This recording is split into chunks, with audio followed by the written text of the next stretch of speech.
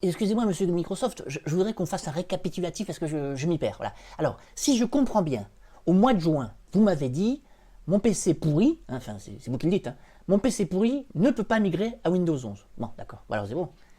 Mais au mois de septembre, vous me dites, vous pouvez migrer, mais vous n'aurez pas les pages de sécurité.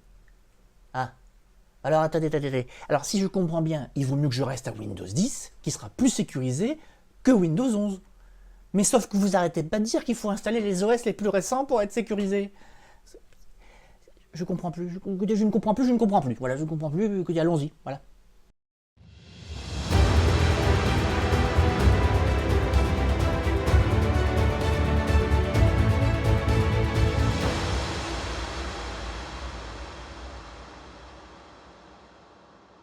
Bonjour à toutes et à tous, bienvenue dans un nouveau numéro de votre chaîne SOS PC. Alors, cette semaine, nous allons parler encore de Windows 11, car décidément, sur la planète Microsoft, il se passe des choses étranges. Alors, si vous avez suivi l'actualité, Microsoft a annoncé la sortie pour le mardi 5 octobre. Bon, ok. Alors moi, ça me fait ni chaud ni froid parce que on ne sait pas trop où on va. Alors, juste pour commencer la vidéo, il faut savoir qu'il y a des sites internet étrangers, connus, qui sont en rapport avec Microsoft, qui ont des contacts chez Microsoft, et qui eux-mêmes actuellement pédalent dans la semoule, eux-mêmes, que lorsqu'ils rédigent des articles, ils mettent du conditionnel de partout, ou ils font des edits, c'est-à-dire que actuellement, celles et ceux qui ont, j'allais dire, les infos à la source les plus précises, ont des difficultés à nous informer. Preuve qu'actuellement, chez Microsoft, c'est le règne du n'importe quoi. Alors, je suis toujours en train de me demander, est-ce que c'est du grand n'importe quoi, ils improvisent au fur et à mesure, ou si, en fait, c'est une grosse campagne orchestrée, et que depuis le mois de juin, ils font tout pour nous faire saliver, puis nous faire détester Windows 11. La phrase étant, enfin, il faut qu'on parle de moi, peu importe qu'on parle de moi en bien ou en mal, le principal c'est qu'on parle de moi. Sauf que, encore une fois, donc je ne sais pas si cette politique est voulue ou non, on le saura jamais, mais là, je pense qu'en termes de communication, de marketing, c'est difficile de faire pire. Alors c'est bien simple, moi si j'avais voulu être engagé par Microsoft, m'introduire chez Microsoft pour prendre la place du mec qui fait le marketing et ayant pour but de flinguer Microsoft, je ne m'y serais pas pris autrement. Alors qu'est-ce qu'on a comme dernière annonce? Alors juste déjà une première info par rapport au Windows testé par les insiders, testé par les versions insiders, testées par des gens comme vous et moi qui acceptent d'installer des versions non finalisées. Alors, pendant des mois, ces millions, alors je dis millions, mais je pense qu'il y en a des millions, de personnes ont testé, j'allais dire gratuitement, c'est la moindre des choses, des versions de Windows 11, ont pris des risques, et donc ça c'est de la main d'œuvre gratuite pour Microsoft, hein, d'accord. Et quels remerciements ils en ont? Ils en ont que là, ces jours-ci, Microsoft est en train de faire, enfin pas machine arrière, Microsoft est en train de, actuellement, limiter l'accès, et beaucoup de testeurs, désormais, ils ont un petit pop-up qui leur dit vous ne pouvez plus mettre à jour votre Windows 11 de test parce que vous ne respectez pas les conditions, les éligibilités. L'éligibilité, voyez, j'en bafouille parce que je suis agacé, parce que moi-même, je suis en train de vous expliquer des trucs, mais quand je m'écoute, je me dis mais c'est pas possible, c'est la 5e dimension. Donc, si on oublie ça, quelles sont les annonces, on va dire, les plus fraîches, si je puis dire, de Microsoft? Alors, Microsoft a ressorti son outil pourri de test d'éligibilité, toujours aussi mal fichu. Quelques processeurs Intel ont été rajoutés, mais bon, rien de nouveau sous le soleil, donc il y a de fortes chances que si vous retestez votre éligibilité, vous soyez toujours pas éligible.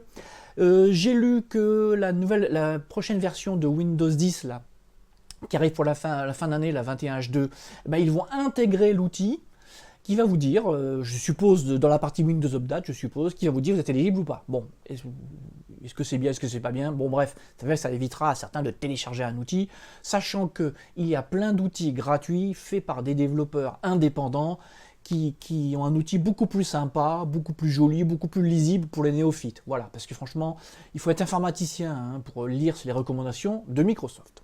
Alors, pour revenir aux annonces récentes de Microsoft, Microsoft a dit, bon, écoutez, ok, nous faisons machine arrière, si vraiment vous le souhaitez, si vous avez un vieux PC ou du moins un ordinateur récent mais pas éligible, allez, on vous laisse installer Windows 11. Alors, certains d'entre vous, à juste titre, se sont réjouis sur le moment, j'allais dire, de cette belle annonce. Et puis, quand on commence à gratter, on se rend compte que c'est du grand n'importe quoi. Ben pourquoi? Parce que ce qui est dit, et là il faut vraiment chercher l'info, c'est que déjà, si vous voulez pouvoir installer Windows 11 sur un PC non compatible, vous ne pourrez pas passer par la mise à niveau de Windows, qui est automatique. Vous devrez télécharger une ISO, créer une clé USB bootable. Alors, c'est pas quelque chose de très compliqué, mais je ne suis pas sûr que la majorité des centaines de millions d'utilisateurs sachent le faire et aient envie de le faire. Mais surtout, du coup, en créant donc cette ISO, à partir du moment où vous ne pourrez pas passer par l'outil de migration, ben, vous devrez formater. Alors là encore, c'est pas très compliqué, mais si on n'est pas au fait, si on ne sait pas forcément comment formater, si on ne sait pas comment s'y prendre, alors non seulement c'est pas évident pour tout le monde, mais en plus, si vous formatez, vous perdez vos données. Et ça, peut-être que certaines personnes, dans la foulée, dans la précipitation, vont pas faire gaffe. Donc, de toute façon, quoi qu'il en soit, quand on installe un nouvel OS, quel qu'il soit, on fait toujours une sauvegarde de ces données précieuses. D'ailleurs, on doit toujours avoir ces données précieuses ailleurs, cloud, disque dur ou autre. Voilà, donc déjà, ça c'est dit. Et ça, c'est le plus, j'allais dire marrant, c'est pas marrant, c'est le plus agaçant. Ce que Microsoft dit, si vous passez par ce biais, hein, qu'on ne recommande pas, d'accord, normalement, alors il y a des suppositions, du conditionnel de partout, vous n'aurez pas accès aux mises à jour de sécurité.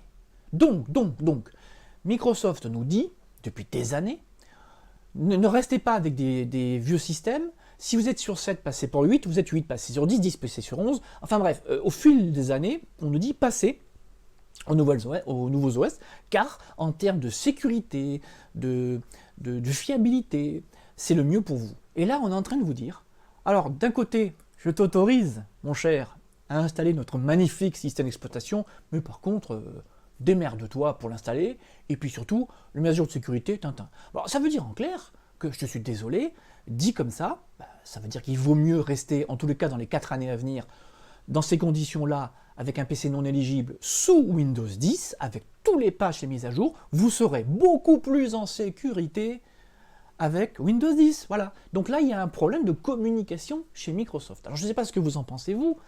Et alors, je ne vais pas faire une vidéo toutes les semaines sur Windows 11, parce que même vous, ça va vous gaver. Mais cette semaine, je voulais quand même réagir, sachant que tout ce que je suis en train de vous dire là, maintenant, aujourd'hui, je suis en train de tourner, peut-être que dans 10 minutes, dans une demi-heure, dans 2 jours, dans une semaine, tout ce que je viens de vous dire ne sera plus exact.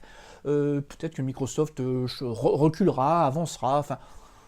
Microsoft fait un peu n'importe quoi, surtout qu'on ne sait toujours pas si les personnes qui seront éligibles pourront migrer, parce qu'il n'y a pas si longtemps que ça, Microsoft avait dit que seuls les PC neufs, les PC neufs ou ceux qui achètent une licence pourraient migrer. Il faudrait attendre début 2022 pour migrer si vous avez un ordinateur compatible, et là ils n'en parlent plus. Voilà.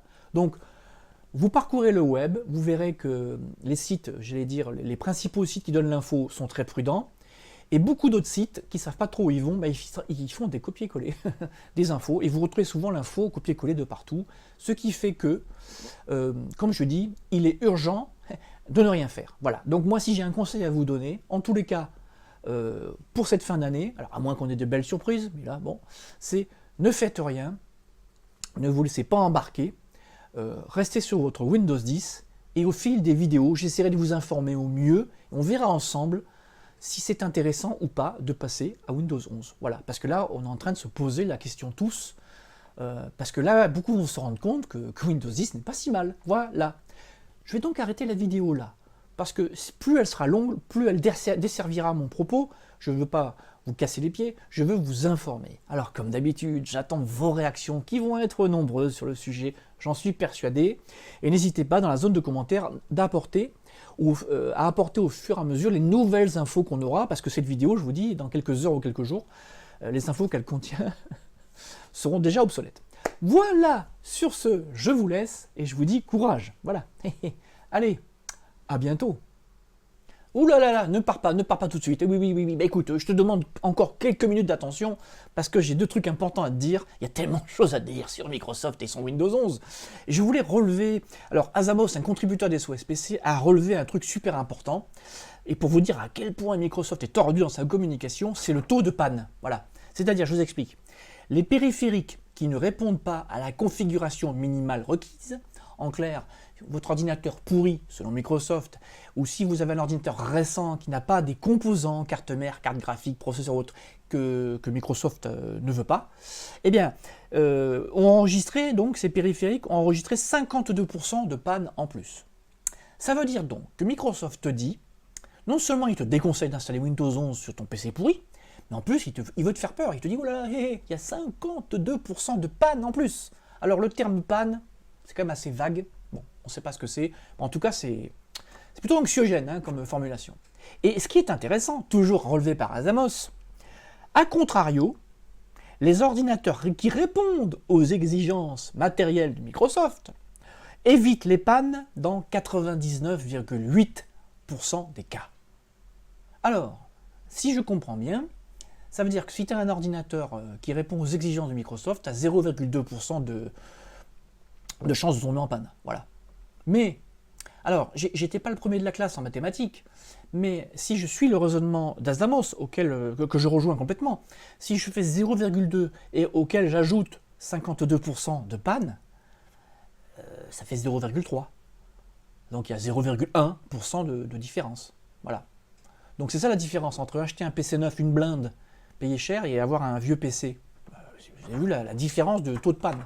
Alors vous voyez comme quoi les chiffres, on leur fait dire ce qu'on veut. Et donc pour terminer cette vidéo, et enfin, et après je vous laisse partir, je vous recommande de lire l'article d'Azamos, donc contributeur des SOS-PC. D'abord parce qu'il est bien fait, hein. Forcément il est publié sur SOS-PC. Non, sérieusement, Azamos est un contributeur des SOS-PC, mais professionnel. Donc il vend, il vendait, parce qu'il vend de moins en moins de Windows, il fait beaucoup plus de Linux, mais il vend de Windows, et il a écrit un article très intéressant pour que vous puissiez vous mettre dans sa peau, et vous allez voir en tant que professionnel les difficultés, les inquiétudes que les professionnels actuellement de l'informatique ressentent face à toutes ces annonces contradictoires. Il vous explique à quel cas il est confronté par rapport à ce qu'il doit dire à ses clients, et en même temps, il vous explique les prérequis qu'il faut pour Windows 11, il vous explique Windows 11 long, large et travers, il vous donne plein d'infos super intéressantes et importantes. Vraiment, j'insiste, je vous invite à lire son article, vous allez apprendre beaucoup de choses. Voilà, j'en ai enfin terminé. Je suis désolé si la vidéo est beaucoup plus longue que d'habitude, mais bon, c'est l'actualité qui veut ça. Allez, sur ce, à très bientôt.